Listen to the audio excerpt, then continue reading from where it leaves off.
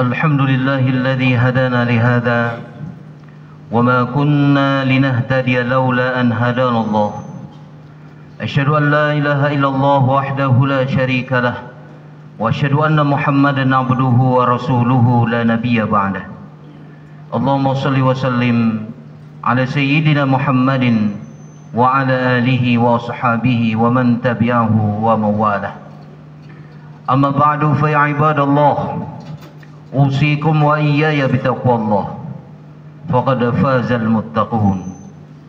قال الله تعالى في القرآن الكريم وهو أصدق القائلين أعوذ بالله من الشيطان الرجيم بسم الله الرحمن الرحيم يا أيها الذين آمنوا اتقوا الله وقولوا قولا سديدا يصلح لكم أعمالكم ويغفر لكم ذنوبكم ومن يطع الله ورسوله فقد فاز فوزا عظيما. إن الله وملائكته يصلون على النبي يا أيها الذين آمنوا صلوا عليه وسلموا تسليما. صدق الله العظيم. Pada hari ini ketika matahari telah keluar dan kehidupan kita terus-menerus berputar dengan hati yang bergetar, kita bersujud kepada Zat yang Maha Besar sebagai pancaran ketakwaan kita kepadanya. Karena dengan takwa, mengerjakan perintah, meninggalkan larangan-larangannya, kita akan mendapatkan kebahagiaan yang hakiki di dunia dan insya Allah di akhirat nanti. Seorang ulama mengatakan, lastu uras sa'adata jam'amal walakinnat taqa wahiyya sa'id. Aku tak pernah melihat kalau kebahagiaan itu bergantung kepada harta, tetapi jalan untuk menggapai kebahagiaan itu dengan berkhidmat, mengabdi, taat kepada Allah, mengerjakan perintah, meninggalkan larangan-larangannya. Hadirin jamaah Jumat yang dimuliakan Allah Subhanahu wa taala. Tidak ada yang lebih semarak dalam memperingati Maulid Nabi besar Muhammad sallallahu alaihi wasallam melebihi masyarakat Aceh memperingati Maulid Nabi. Kenapa?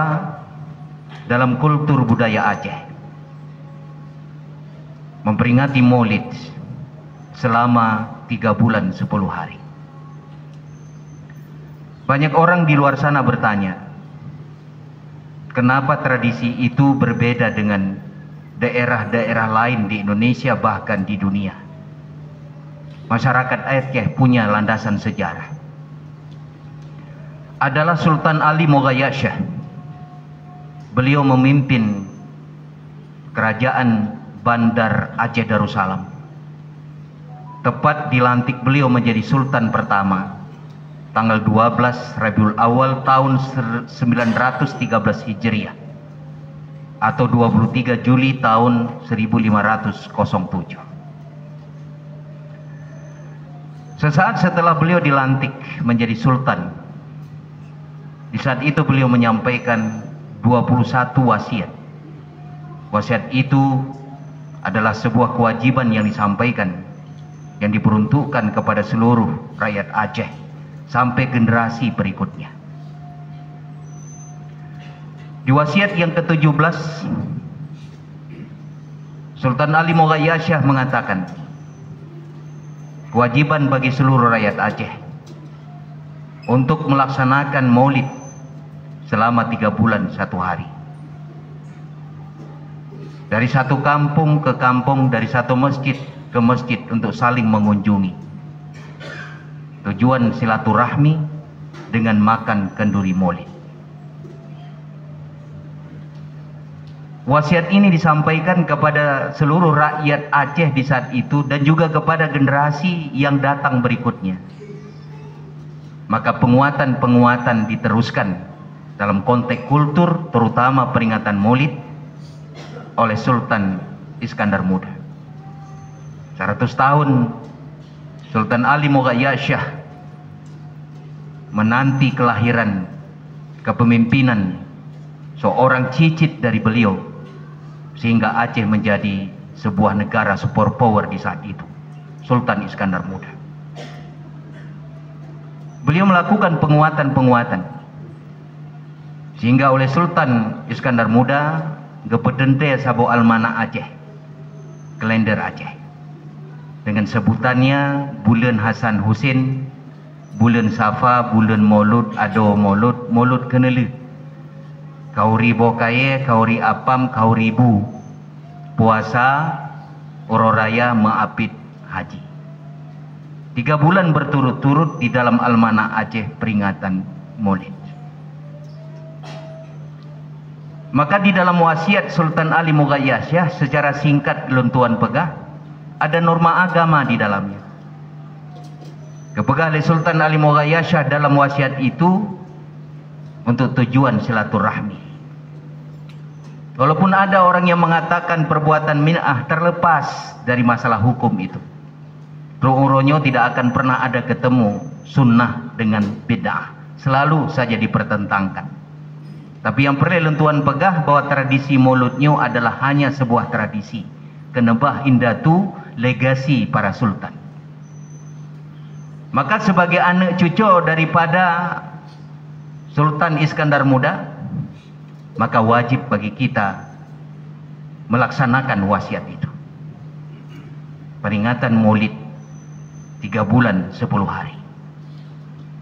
Ada norma agama silaturahmi.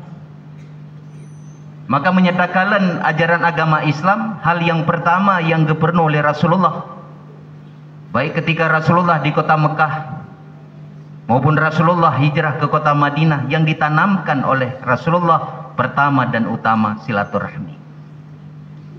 Landasannya adalah cinta dan kasih sayang. Maka tidak ada silaturahmi yang berkekalan tanpa ada cinta dan kasih sayang. Yang sabi-sabi keperluan dari Rasulullah. Maka berhasil dakwah Nabi. 100 tahun setelah masa perkembangannya Islam menembus dinding Jazirah Arabiah, memasuki Bizantium dan Persia, hampir kemudian 2/3 belahan bumi ini menjadi mercusuar dalam bidang ilmu dan peradaban. Kenapa? Karena dakwah disampaikan dengan dasar cinta dan kasih sayang tadi. Yang dipernu oleh Rasulullah kepada para sahabat, para khalifah utama, penerus Rasulullah SAW, menyampaikan dakwah dengan silaturahmi, landasan cinta dan kasih sayang. Maka norma agama yang dipesan oleh Sultan Ali Moghayyasah, itulah yang sebenarnya yang menjadi hal yang pertama dan utama di Aceh, untuk membangun Aceh yang lebih baik di masa yang akan datang. Silaturahmi hadirnya mulia, benali kebencian di antara gedanya. Maka Maulid tapegat serta uro di nangronyo, tujuannya adalah untuk menjalin cinta dan kasih sayang. Hari ini hubungan kita kadang terbatas dengan WA saja, tidak pernah kita bertemu secara fisik.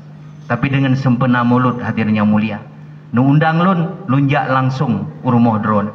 Kadang-kadang konsidro lunjak lunba keluarga, terjalin hubungan silaturahmi. Uronyo ni undang le urun drone kamu aja, sehingga kamu undang urun drone nija urumoh lun. Terjadi silaturahmi yang luar biasa. Landasannya tidak lain adalah cinta dan kasih sayang. Hadirin yang mulia, apa yang kita lakukan di Nangronyo, tak pegat peringatan Maulud, bentuk daripada cinta kita kepada Rasulullah Sallallahu Alaihi Wasallam. Beragam tradisi di Nangronyo, tak baca barzanji, tak baca zikir, meliki Maulud dan sebagainya, bentuk daripada cinta kita kepada Rasulullah Sallallahu Alaihi Wasallam. Hadirin yang mulia, namun demikian, cukup dan hamamada bagi kita orang Aceh dengan hanya peringatan seremoni sebagai bukti cinta kepada Rasul. Yang kedua, sebagai bukti cinta kita kepada Rasulullah, kebegah le orang Arab, man ahabba syai'an aksara min zikri. Barang siapa dia mencintai sesuatu, mencintai seseorang, hendaklah dia banyak menyebut namanya. Uro-uronyo hadirin yang mulia, dalam kondisi hari ini tak ada kalimat yang lebih tepat keluar dari mulut ini kecuali kita berselawat. Kondisi dunia, kondisi yang tak pernah menentu. Hari ini kondisi secara global kita melihat seakan-akan dunia ini tak menentu lagi. Begitu juga secara nasional. Nah, lagi-lagi khatib mengajak bahwa tak ada kata yang lebih bermakna di hari-hari ini kecuali kita banyak berselawat kepada Rasulullah Sallallahu Alaihi Wasallam sebagai bukti cinta kita kepadanya. Hadirin yang mulia, banyak orang-orang di luar sana termasuk kelompok liberal bertanya kepada kita, kenapa kalau memang Rasulullah Sallallahu Alaihi Wasallam itu seorang yang hebat, yang mulia, Allah Subhanahu wa taala masih memerintahkan kepada orang yang beriman untuk berselawat kepadanya. Ya ayyuhalladzina amanu shalluna alaihi wa sallimu taslima. Hai orang yang beriman, berselawatlah kalian kepada Nabi, kepada Rasulullah Muhammad sallallahu alaihi wasallam. Jenawabji hadirin yang mulia, sebagai sebuah tamsilan kebegali sirah ulama. Pada suatu ketika seorang penjaga kebun, dia memetik sekuntum bunga. Kemudian sekutum bunga itu dipersembahkan kepada seorang pemilik kebun. Diberikan bunga atau tidak, si pemilik kebun itu tetap sebagai yang punya kebun.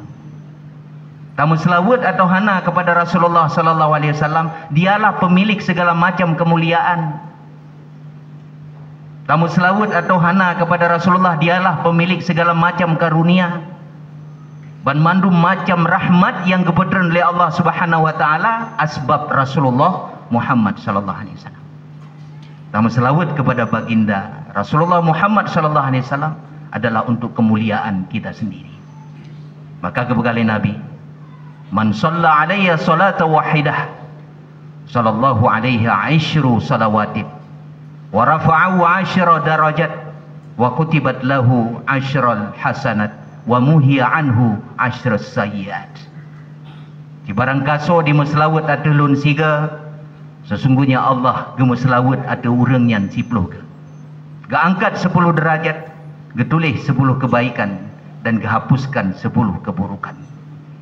Begitulah keutamaan dan kemuliaan orang-orang yang senantiasa berselawat kepada Rasulullah sallallahu alaihi wasallam. Hadirin yang mulia, pantas kita berselawat kepadanya. Pantas kita sebagai umatnya mencintai Rasulullah sallallahu alaihi wasallam. Kenapa? Karena tak ada yang dapat memberikan syafaat nanti di yaumil akhirah kecuali Rasulullah Muhammad sallallahu alaihi wasallam. Dialah orang satu-satunya di akhirat nanti yang mampu memberikan syafaat. Nabi dan rasul yang lain tak mampu memberikan syafaat. Beliaulah satu-satunya manusia yang mampu memberikan syafaat. Yang akan mendapatkan syafaat itu adalah orang-orang yang senantiasa berselawat kepada Rasulullah sallallahu alaihi wasallam. Hadirin yang mulia, kita melihat bagaimana kecintaan para sahabat kepada Rasul. Kisah kecintaan para sahabat kepada Rasul itu banyak sekali dilukiskan oleh orang-orang muslim. Tapi yang menarik, ketika orang non-muslim melukiskan kecintaan sahabat kepada Rasul. Ada seorang diplomat kafir musyrik di kota Mekah yang sangat terkenal, Urwah As-Saqafi. Ketika perjanjian Hudaybiyah itu ditandatangani oleh kedua belah pihak, oleh Rasulullah, oleh utusan kafir musyrik Abu Sufyan di saat itu. Urwah As-Saqafi mendampingi Abu Sufyan. Perjanjian Hudaybiyah itu terjadi pada tahun ke-6 Hijriah. Sekembali Urwah ke kota Mekah, dia menyampaikan hal yang paling luar biasa berkesan pada dirinya kepada teman-temannya yang lain. Dia mengatakan, saya ini adalah seorang diplomat. Saya sering bertemu dengan Kisra di Persia. Saya sering diutus untuk bertemu dengan kaisar-kaisar di Romawi. Tapi saya tak pernah melihat bagaimana perlakuan pengikutnya, sebagaimana pengikut Muhammad itu memperlakukan dia. Ketika Muhammad itu berbicara, semua sahabat tunduk mendengar apa yang diucapkan oleh Muhammad. Ketika dia meludah, sahabatnya itu berlomba-lomba mengambil bekas ludahan Muhammad tersebut. Ketika dia berwudu mengambil air sembayang, para sahabat berlomba-lomba mengambil bekasan air wudu Muhammad itu. Hadirin yang mulia, kalau cerita itu sampai kepada diri kita hari ini, kita akan mengatakan kultus individu. Nyan kan kultus tunggu, nyan bentuk cinta para sahabat kepada Rasulullah Sallallahu Alaihi Wasallam, karena sesuatu yang kita cintai, ban bandum yang na ba orang yang kita cintai nyan, kita cinta dan kita suka. Begitu juga dengan keringat Rasulullah Sallallahu Alaihi Wasallam. Begitu pula dengan ludah Rasulullah Sallallahu Alaihi Wasallam. Pada suatu ketika Rasulullah tidur di rumah Ummu Sulaim. Ummu Sulaim itu mengambil suatu wadah, dia menampung keringat Nabi. Yang di saat itu beliau tidur dengan keringat yang keluar begitu luar biasa, Ummu Sulaim mengambil wadah, mengambil bejana, menampung keringat itu. Terbangun Nabi dari tidur. Apa yang kau lakukan wahai Ummu Sulaim? Aku ingin mendapatkan keberkahan dari keringatmu. Beliau tak pernah memarahi dan tidak melarang. Artinya begitulah cinta Ummu Sulaim kepada Rasulullah Sallallahu Alaihi Wasallam, hingga keringatnya pun diambil sebuah keberkahan. Maka cinta Rasulullah Sallallahu Alaihi Wasallam harus kita tunjukkan. Kalau kita hari ini mengaku diri sebagai umat Rasulullah Muhammad Sallallahu Alaihi Wasallam, jadi tidak cukup hanya dengan seremoni, tidak cukup hanya dengan ucapan selawat, namun yang sangat penting bukti cinta kita kepada Rasulullah, kita ikuti 4 sifat Nabi. Sifat Nabi yang pertama adalah sidq. Yang kedua adalah amanah, yang tabligh, yang keempat adalah batanah. Apa itu sidq? Sidq itu benar dan jujur. Itulah yang harus kita miliki hari ini. Hari ini di dalam kehidupan kita, dalam pergaulan sosial, banyak kata-kata dusta di antara kita. Kita tidak lagi jujur kepada diri kita, kepada keluarga kita, juga kepada teman-teman kita. Dalam interaksi sosial banyak dustanya daripada jujur. Rasulullah tidak pernah berdusta di dalam ucapannya. Karena dipegang oleh Rasulullah Sallallahu Alaihi Wasallam, "Alaikum bisidq, fa inna sidqa yahdi ilal bir, wa innal birra yahdi ilal jannah." Hendaklah ada pada kalian itu kejujuran. Karena kejujuran itu menghantarkan kalian kepada kebaikan yang terus-menerus, dan kebaikan yang terus-menerus itu menghantarkan kalian kepada syurga. Hindari kalian daripada dusta. Iyyakum wal kadhib, fa innal kadhiba yahdi ilal fujur, wa innal fujura yahdi ilan nar. Hindari oleh kalian dusta. Dusta menghantarkan kalian kepada keburukan-keburukan yang terus-menerus, dan keburukan itu menghantarkan kalian kepada neraka. Naudzubillah. Apakah habat temenget leda temenget hadirin yang mulia. Contoh dalam kehidupan kita nyo, oh pakana debi umlata beklam rapat sakit lho. Padahal kita sehat-sehat saja, tapi alasan kita tak ikut rapat ke menasah sakit. Cuman tunggu kalau nejak ke dia ubat dokter, kali pubat dipi prokol. Padahal kita dalam kondisi sehat. Pemakna ji, untuk menutupi dusta yang pertama, kita terus-menerus berdusta. Itulah fujur yang bermakna kejahatan yang terus-menerus. Maka umat Rasulullah adalah umat yang jujur, tak pernah berdusta. Kemudian amanah. Amanah itu lawannya khianat. Siapapun kita diberikan amanah. Kita sebagai kepala keluarga diberikan amanah, tanggung jawab dengan keluarga. Oh luntungku, golong lumu keluarga, tanggung jawab terhadap diri kita sendiri. Amanah Allah berikan. Sebagai pemimpin, kita punya amanah. Jangan kita menjadi pengkhianat. Emban tugas dengan amanah itu mengharap ridho daripada Allah. Bejit ke sidro pengkhianat. Rasulullah Sallallahu Alaihi Wasallam seorang yang luar biasa dalam menjalankan amanah. Beliau tidak pernah berkhianat. tidak pernah berkhianat kepada makhluk, kepada Allah Subhanahu wa taala, dan kepada siapapun yang menjadi tanggung jawabnya. Tidak pernah dia khianati. Kemudian yang kedua adalah tabligh. Sifat Nabi menyampaikan. Nabi punya tanggung jawab dakwah. Menancit gedanyo punya tanggung jawab dakwah. Tanggung jawab dakwah kan hanya tugas ulama, para guru, para tengku dan ustaz. Tapi ban mandum gedanyo secara pribadi na tanggung jawab dakwah.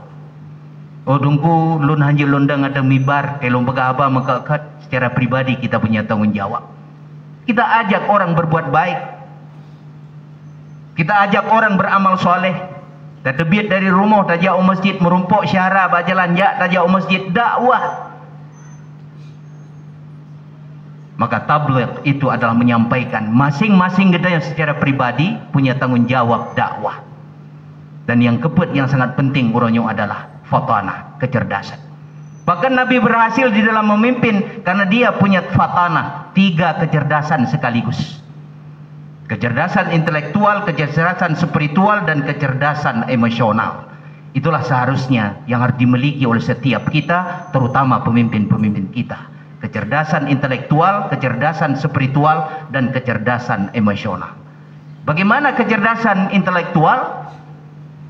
Dia punya kemampuan intelektual yang baik. Dia mampu menyelesaikan semua persoalan umat. Rasulullah mampu menyelesaikan berbagai macam persoalan dengan kecerdasan intelektual. Beliau tidak hanya sebagai pemimpin yang cerdas dalam konteks pemerintahan, beliau juga seorang panglima yang cerdas di dalam memimpin peperangan. Beliau punya kecerdasan intelektual.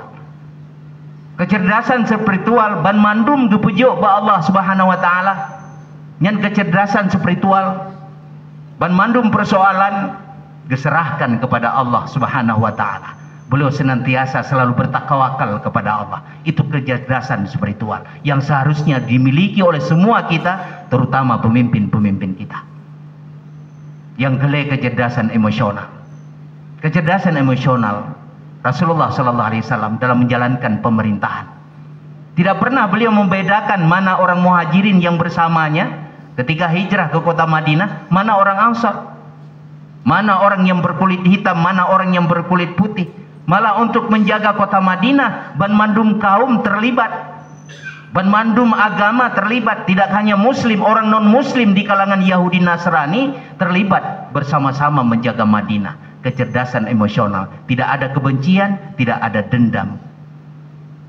Itu yang seharusnya kita miliki, hadirnya mulia, terutama pemimpin-pemimpin kita. Fatanah, cerdas secara intelektual, cerdas secara spiritual, dan cerdas pula secara emosional. Hadirin yang mulia, itulah 3 bukti kita cinta kepada Rasulullah. Sebagai orang yang cinta kepada Rasulullah, marilah sama-sama kita mengimplementasikan apa yang menjadi wasiat Rasulullah, apa yang menjadi karakter dan sifat Rasulullah sallallahu alaihi wasallam di dalam kehidupan kita. Mudah-mudahan di akhirat nanti kita akan mendapatkan syafaat Rasulullah sallallahu alaihi wasallam di hari akhirat, dan insya Allah akan membaratkan timbangan kebaikan kita di mizan nantinya insya Allah. Gede utamong dalam rukun 2 al-khutbah. Alhamdulillahilladzi arsala rasulahu bil huda wa dinil haqq liyudhhirahu 'alad dini kullihi wa kafaa billahi shahida. Ashhadu an la ilaha illallah wahdahu la sharika lah wa ashhadu anna Muhammadan 'abduhu wa rasuluhu la nabiyya ba'dah. Allahumma salli ala sayyidina Muhammadin wa ala alihi wa sahbihi wa man tabi'ah. Amma ba'du fa ya ibadallah, usikum wa iyaya bitaqwallah faqad fazal muttaqun. Qala Allah ta'ala fil Qur'anil Karim. أعوذ بالله من الشيطان الرجيم. بسم الله الرحمن الرحيم. قل هو الله أحد الله الصمد لم يلد ولم يولد ولم يكن له كفوا أحد. صدق الله العظيم. Barakallahu li wa lakum fil Qur'anil azim wa nafa'ani wa iyyakum bima fihi minal ayati wa dzikril hakim wa taqabbala minni wa minkum tilawatahu innahu huwal ghafurur rahim.